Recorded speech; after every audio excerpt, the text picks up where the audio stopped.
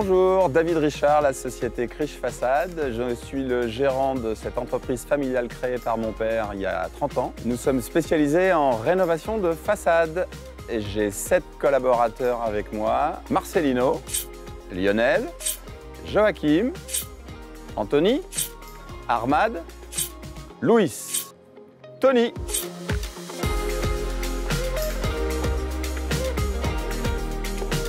Donc là, on est sur une résidence particulière, une vieille maison bâtie en pierre. Alors, on a un vrai souci technique, c'est qu'une fois qu'on a décrouté, enlevé l'enduit, on s'est rendu compte que la pierre dessous était de très mauvaise qualité, elle n'a pas été bien montée, elle a mal vieilli, par endroits même elle a pourri. Et donc là, il va falloir vraiment que Weber nous trouve des solutions pour pouvoir mettre des mortiers qui soient suffisamment adaptés. Il faut qu'on amène une solution technique et pérenne pour notre client.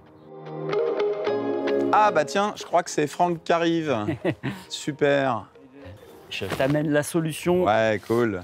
C'est une innovation qu'on a faite avec un mortier de chaux, comme d'habitude, mais avec du chanvre. Chanvre.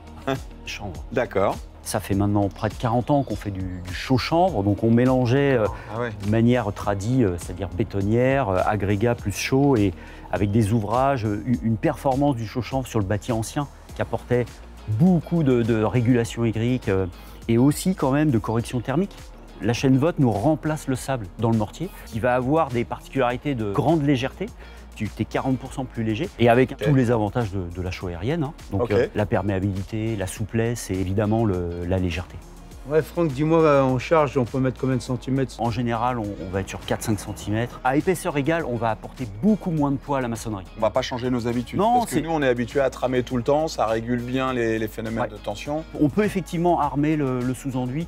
Et sur le mâche-fer, c'était pareil, ça marche aussi? Ah, bien sûr. Ok. Bien sûr. Là, si tu veux, par ce poids, par la nature de la chaux, tu vas, y compris sur la terre crue, tu vas sur tous les matériaux. Il faut voir comment ça va s'appliquer, comment ça passe en machine. Et ce qui est surtout important, c'est que la mécanisation, par rapport au rendement, au temps de chantier, là, on change rien. Donc c'est pour ça qu'économiquement, ça tient évidemment très bien la route. Ok, super. Merci Franck. Bon, bah allez hop, on y va. C'est parti les gars, au boulot.